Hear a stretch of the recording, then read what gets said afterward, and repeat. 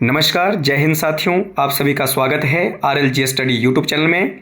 आज की वीडियो में हम बात करने वाले हैं मौर्य साम्राज्य और उसके प्रशासन से संबंधित।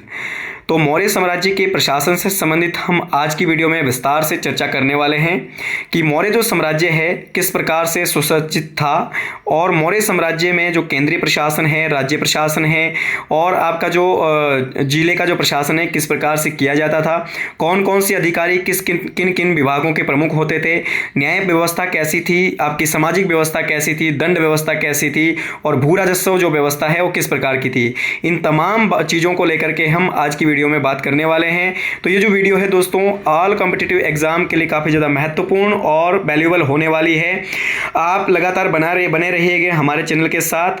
और अगर आप वीडियो को कंप्लीट देखते हैं दोस्तों तो ये आने वाले एग्जाम के अंदर आपके लिए जो है एग्जाम के अंदर काफ़ी ज़्यादा हेल्पफुल होने वाली है, क्योंकि मौर्य प्रशासन से संबंधित बहुत सारे प्रश्न जो है अलग अलग आपके जो है एग्जाम के अंदर जो है पूछे जाते हैं। तो अगर आप इस वीडियो को कंप्लीट देखते हैं तो आने वाली जो एग्जाम जितने भी है सेंटर के और स्टेट के, वो आपके लिए काफ़ी ज़्यादा ये वीडियो वैल्यूएबल और इंपॉर्टेंट होने वाली है। तो चलिए दोस्तों बढ़ते हैं आगे। इससे पहले हमने बात की है चंद्रगुप्त मौर्य और मौर्य वंश के बारे में, मौर्य साम्राज्य के बारे में और उसके प्रमुख आपके जो है शासकों के बारे में बात की है। पिछली वीडियो में हमने बात किया था अशोक के अभिलेखों के बारे में और आपके जो है आज हम बात कर रहे हैं मौर्य साम्राज्य के प्रशासन के बारे में। तो दोस्तों अगर मौर्य साम्राज्य के प्रशासन की अगर बात करें तो मौर्य साम्राज्य का जो प्रशासन है अगर हम बात करें तो मौर्य साम्राज्य में सत्ता का केंद्रीकरण राजा के हाथ में होते हुए भी वहाँ का जो शासक है वह शासक जो होता था वो निरंकुश नहीं होता था। निरंकुश का मतलब होता है दोस्तों जिसके ऊपर ऐसा शासक जिसके ऊपर जो है किसी प्रकार का कोई अंकुश ना हो, जो अपनी मनमर्जी से क्या करता है, शासन की सभी शक्तियों का प्रयोग करता है। तो यहाँ पर मौर्य साम्राज्य में सभी शक्तियाँ राजा के हाथ में थी, परंतु इसका वो कभी भी दुरुपयोग नहीं करता था दोस्तों। इसी कारण से आपका जितने भी वो कार्य करते थे, वो मौर्य काल के शासक जितने प्रकार के भी कार्य करते थे वो अपने मंत्री परिषद या पुरोहितों की सहायता से, अन्य अधिकारियों की सहायता से इन शक्तियों का प्रयोग करते थे। तो राजा निरंकुश होते हुए भी अपनी शक्तियों का प्रयोग जो है उसका दुरुपयोग नहीं करते थे।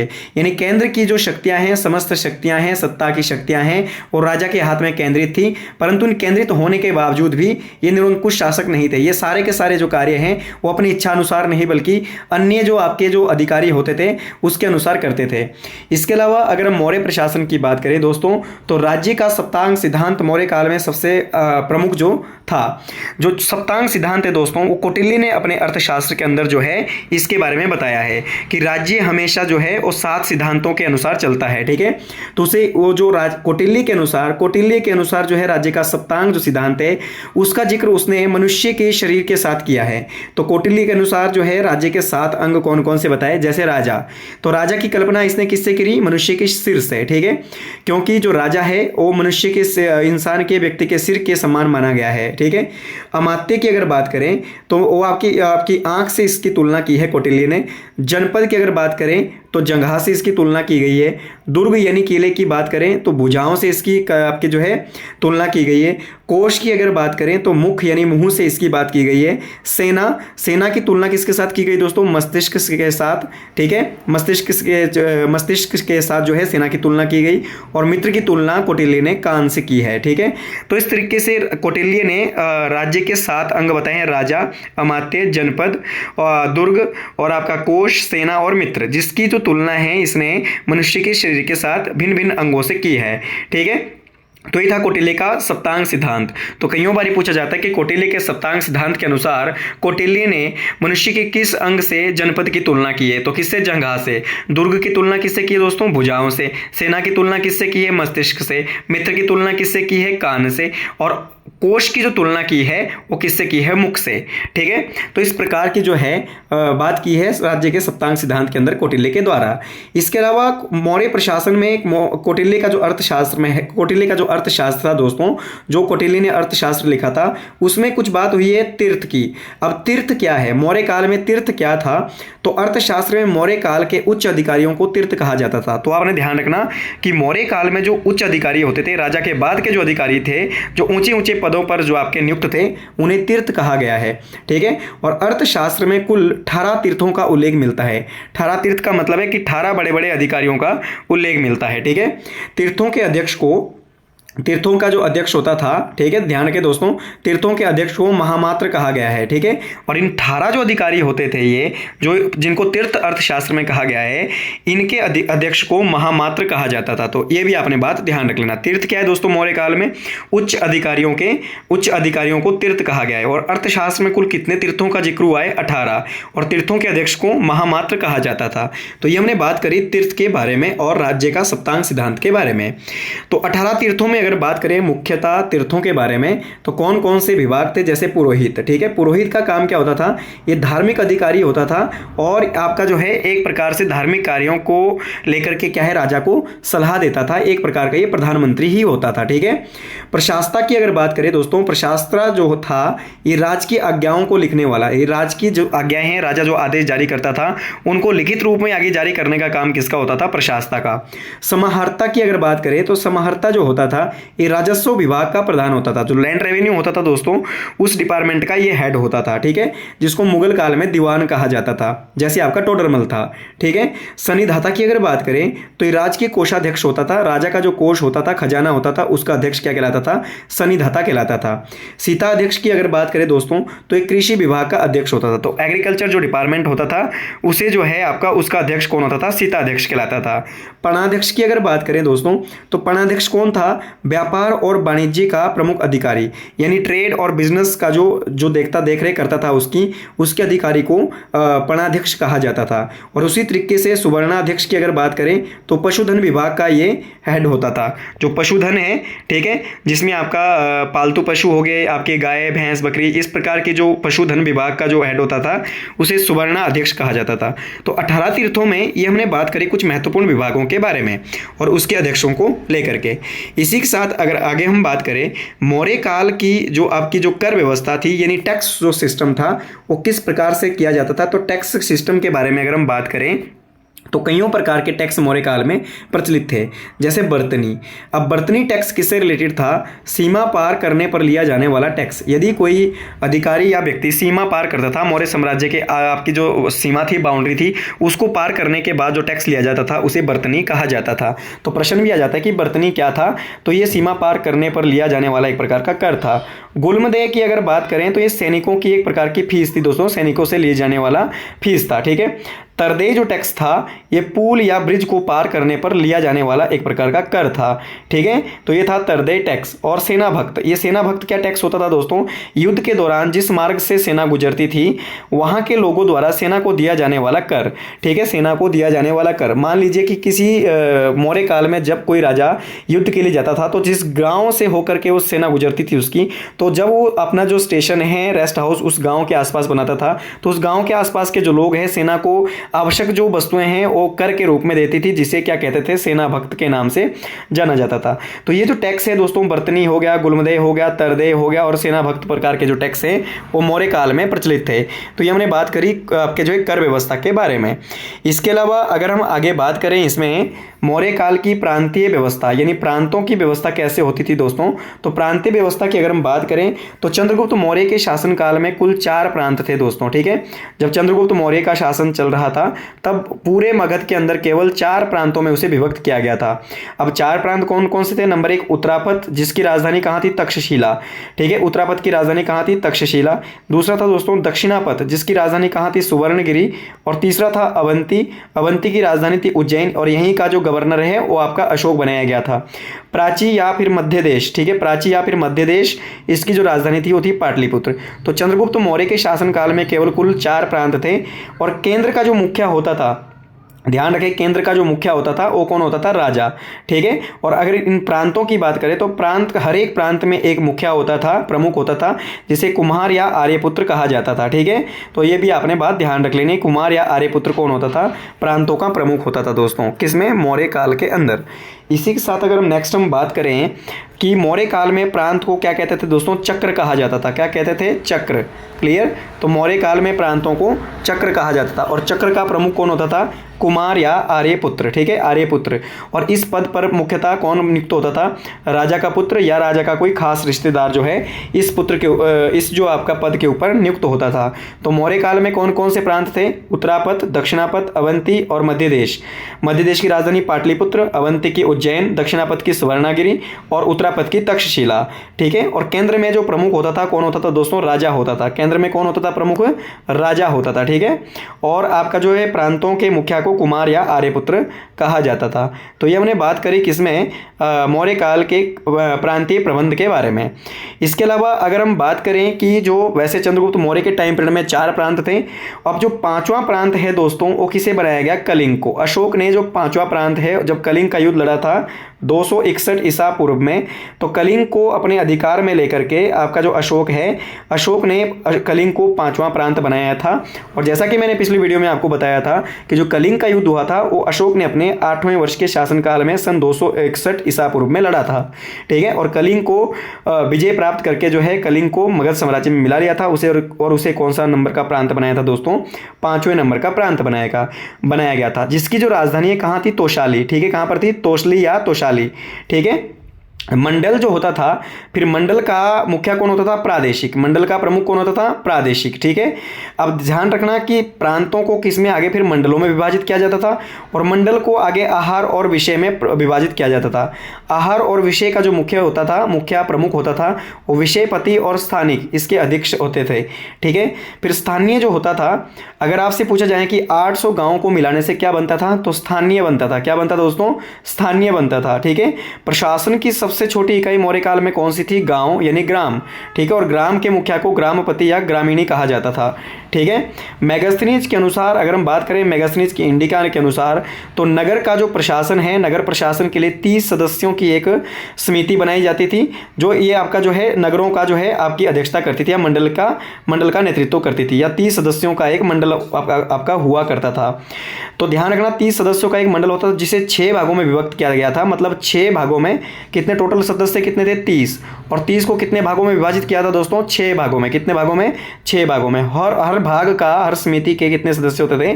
5 होते थे। ठीक है, जो नगरों का जो है देखरेख करती थी। नगर प्रशासन को चलाने के लिए 5-5 सदस्यों वाली 6 समितियां बनाई गई थी, जो टोटल सदस्य कितने होते थे? 30। तो इस तरीके से नगर प्रशासन को आपका जो है संचालित किया जाता था मौर्य काल के अंदर। और गांव जो होती थी, ग्राम जो होती थी, सबसे छोटी इकाई होती थी। 800 गांवों के समूह को क्या कहते थे दोस्तों? स्थानीय कहते थे। और आहार जो है आपका स्थानीय को मिलाने से आहार या विषय बनता था, और विषय को मिलाने से मंडल, और मंडल को बनाने से प्रांत, और प्रांतों को मिलाने से जो है केंद्र का प्रशासन आपका चलता था। तो ये हमने बात करी आपका जो है मौर्य साम्राज्य के केंद्रीय और प्रांतीय प्रशासन के बारे में। इसके अलावा अगर हम बात करें मौर्य साम्राज्य के सैन्य व्यवस्था के बारे में, कि सैन्य जो व्यवस्था है वो किस प्रकार की थी, तो सैन्य जो व्यवस्था है दोस्तों वो कैसी थी? चाणक्य ने अपने अर्थशास्त्र में चतुरंगणी सेना का उल्लेख किया है। चतुरंगणी मतलब सेना के 4 भागों के बारे में बात की है, जिसमें पैदल सेना, घुड़सवार सेना, हाथी सेना और रथ सेना शामिल थी। तो ध्यान रखना कि चंद्रगुप्त मौर्य और अशोक के काल में, जब चंद्रगुप्त मौर्य के टाइम पीरियड में जो चाणक्य था, उसका प्रमुख प्रधानमंत्री या प्रमुख जो है सलाहकार था, उसने चतुरंगणी सेना का उल्लेख किया है अपने अर्थशास्त्र के अंदर। चतुरंगणी का मतलब है कि सेना के 4 भाग होते थे। पैदल सेना जो पैदल आपके चलते थे, घुड़सवार जो घोड़े पर सवार होकर के युद्ध का नेतृत्व करते थे, हाथी सेना जो हाथी पर सवार होकर के क्या है युद्ध का निरीक्षण करते थे, और रथ सेना जो आपके रथी होते थे दोस्तों, रथों से जो है आपकी क्या है युद्ध का संचालन करते थे। तो ये आपके रथ सेना, इस प्रकार के 4 प्रकार की सेना के भागों का चतुरंगणी सेना का जो चाणक्य ने अपने अर्थशास्त्र में उल्लेख किया है।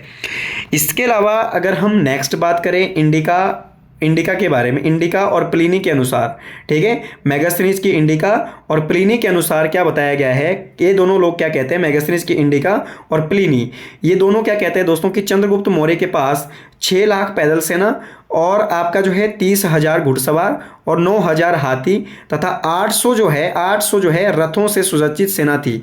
इतनी विशाल सेना होने के बाद तो चंद्रगुप्त मौर्य ने अपने साम्राज्य को प्रसारित करके और मौर्य साम्राज्य की सीमाओं को जो है वो विस्तृत किया था, जिसमें कि 6 लाख जो है पैदल सेना थी, 30,000 घुड़सवार थे, 9,000 हाथी सेना और 800 क्या है रथी थे। इस प्रकार की चतुरंगणी जो सेना है वो चंद्रगुप्त के पास सुसज्जित थी। इसका उल्लेख इंडिका और आपका जो मेगास्थनीज की इंडिका और प्लिनी द्वारा किया गया है। इसके अलावा अगर हम बात करें सेना के सेनापति की, तो सेना का जो सेनापति होता था उसे प्रतिवर्ष 48,000 पर्ण जो है वो वेतन के रूप में दिया जाता था। 48,000 पर्ण जो है उसे वेतन के रूप में दिया जाता था। दोस्तों मौर्य काल में पर्ण जो होता था एक प्रकार का चांदी का सिक्का होता था, और ठीक है, और जिसका जो भाग है वो 3/4 के बराबर 3/4 तोले के बराबर होता था, 3/4 तोले के बराबर होता था। यानी 10 ग्राम का जो है 3/4 जो हिस्सा है उसके वेट के बराबर जो है पर्ण जो सिक्का है उसका भार होता था। ये हमने बात करी सेना के बारे में, सैन्य प्रशासन के बारे में। अगर हम बात करें इसमें न्याय प्रशासन के बारे में, तो न्याय प्रशासन मौर्य काल में बड़ा सुसज्जित ढंग से किया जाता था, और आज की जो न्याय व्यवस्था है कहीं ना कहीं जो है इससे जुड़ी हुई मिलती है। सबसे बड़ा जो न्यायालय होता था दोस्तों मौर्य काल में, और राजा का न्यायालय होता था। किसका होता था? राजा का सबसे बड़ा न्यायालय होता था। अंतिम जो सुनवाई है किसी भी मामले की वो राजा के द्वारा की जाती थी, परंतु राजा के नीचे भी छोटे छोटे न्यायालय होते थे। जैसे ग्राम सभा सबसे छोटा न्यायालय होता था, जिस तरीके से आज ग्राम सभा आज की डेट में भी सबसे छोटा न्यायालय है दोस्तों, ठीक है, क्योंकि ग्राम सभा के पास आपकी जो है न्यायिक शक्तियां वो ग्राम सभा को प्राप्त है, ठीक है। तो उसी तरीके से मौर्य काल में भी आपका जो ग्राम सभा का जो न्यायालय है वो सबसे छोटा न्यायालय होता था।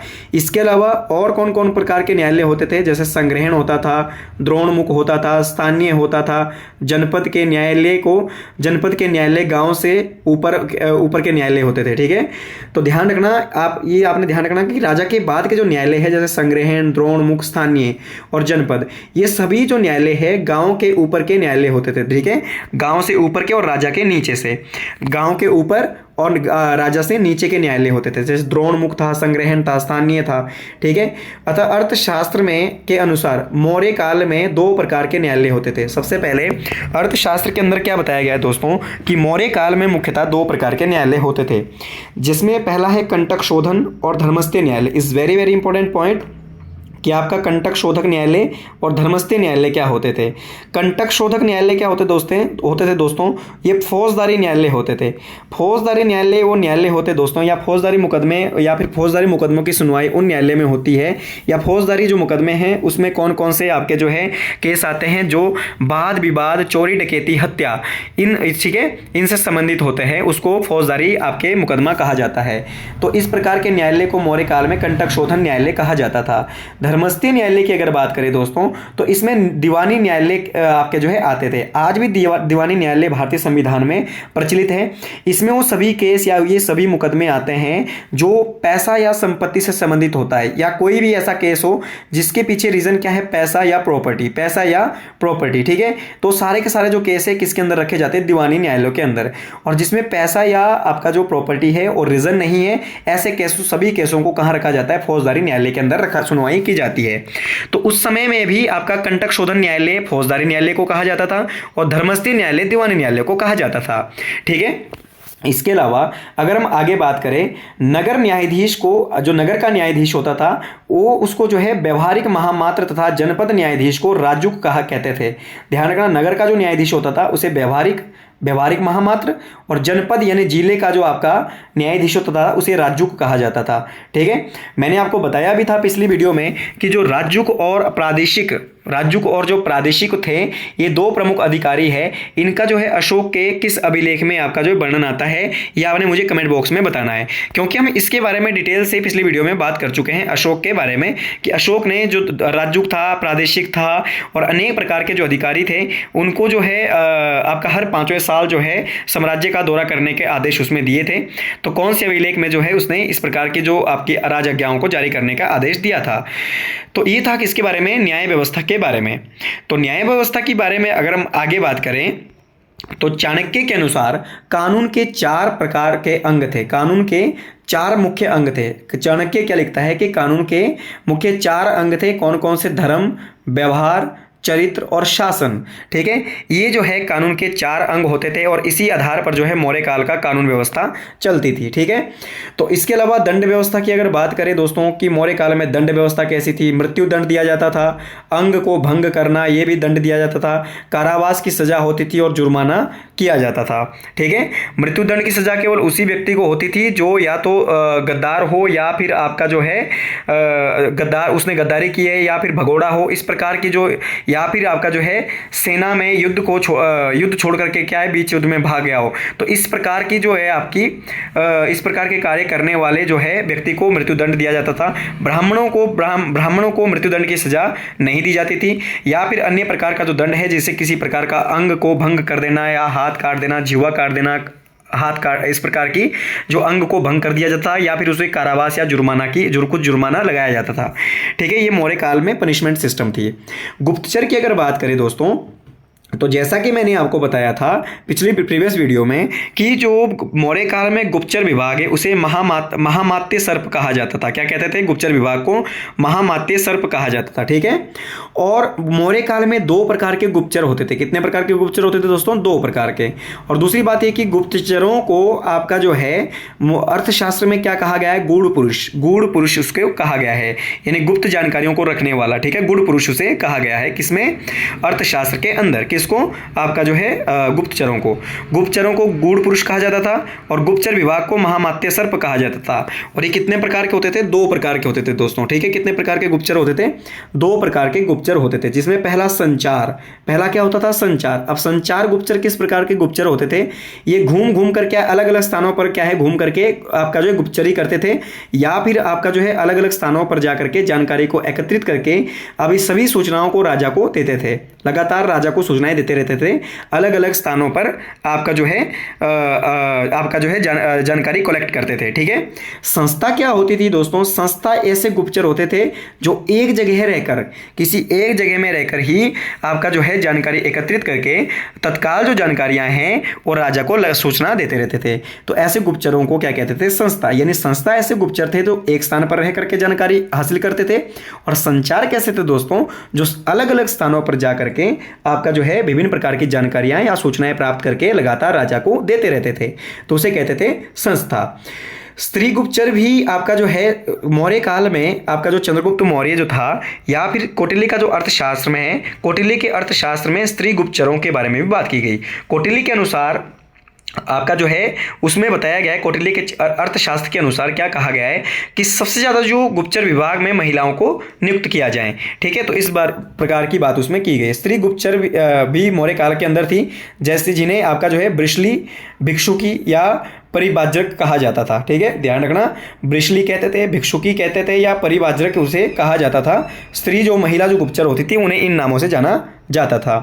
अपराधों को रोकने के लिए या जन अपराध को, ग्रामीण अपराध या फिर स्थानीय अपराधों को रोकने के लिए पुलिस व्यवस्था की यहाँ पर जो है की व्यवस्था की गई थी, पुलिस की व्यवस्था की गई थी। और पुलिस को उस समय जो है मौर्य काल में क्या कहते थे? रक्षणी कहा जाता था दोस्तों। क्या कहते थे?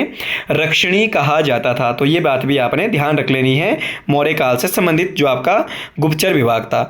इसके अलावा अगर हम आगे बात करें सामाजिक व्यवस्था के बारे में, तो मौर्य काल में जो सामाजिक व्यवस्था थी दोस्तों, तो मैगस्थनीज लिखता है अपने इंडिका में कि आपका जो है उस समय भारत में आपकी यहाँ पर मौर्य एम्पायर के अंदर 7 प्रकार की जातियां थी। 7 प्रकार की जातियां बताई गई है। ठीक है, जैसे कृषक थे, श्रमिक थे, पुरोहित थे, राजा थे। तो इस प्रकार के जो है 7 प्रकार की जातियां वहां पर बताई गई हैं मैगस्थनीज की इंडिका के अनुसार।